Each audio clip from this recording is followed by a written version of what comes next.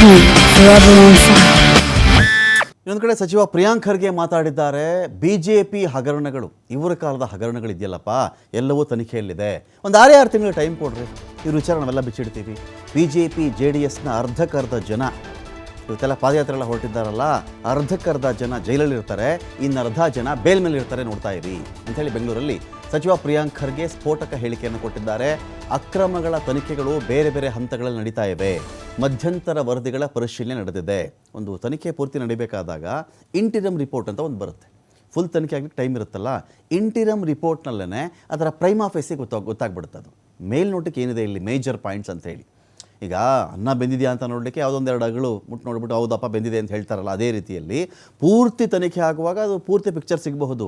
ಇನಿಷಿಯಲ್ಲಿನೇ ಮಧ್ಯಂತರ ರಿಪೋರ್ಟ್ ಅಂತ ಬಂದಾಗಲೇ ಅದರದ್ದು ಒಂದು ಜಿಸ್ಟ್ ಸಿಕ್ಕಿಬಿಡುತ್ತೆ, ಕೆಲವು ಸೂಕ್ಷ್ಮಗಳು ಸಿಕ್ಬಿಡ್ತವೆ ಅದರಲ್ಲಿ. ಇದರ ಆಧಾರದಲ್ಲಿ ನಾವು ಕ್ರಮಕ್ಕೆ ಮುಂದಾಗ್ತೀವಿ ನೋಡಿ ಅಂಥೇಳಿ ಬೆಂಗಳೂರಲ್ಲಿ ಪ್ರಿಯಾಂಕ್ ಖರ್ಗೆ ಹೇಳಿದ್ದಾರೆ.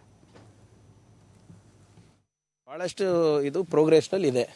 ಈಗ ನಿಮ್ಮ ಯಾವುದು ನಿಮ್ಮ 40% ಭ್ರಷ್ಟಾಚಾರದ ಆರೋಪ ಏನಿತ್ತು ಅದ್ರ ತನಿಖಾ ಇಟ್ಸ್ ಇನ್ ಪ್ರೋಸೆಸ್ಸು. PSIದು ಈಗಾಗಲೇ ಅವರು ಒಂದು ಪ್ರಿಲಿಮಿನರಿ ರಿಪೋರ್ಟ್ ಕೊಟ್ಟು ಇದು ಕ್ರಿಮಿನಲ್ ಇನ್ವೆಸ್ಟಿಗೇಷನ್ ಆಗಬೇಕು ಅಂತ ಹೇಳಿದೆ. ಅದಕ್ಕೆ ನಾವು ತಕ್ಕಂಗೆ ನಾವು ಮೂವ್ ಮಾಡ್ತಾ ಇದ್ದೀವಿ. KKRDB ಹಗರಣ ಇರ್ಬೋದು, ಹೀಗೆ ಎಲ್ಲ ಹಗರಣವು ಬೇರೆ ಬೇರೆ ಹಂತದಲ್ಲಿ ಇವೆ.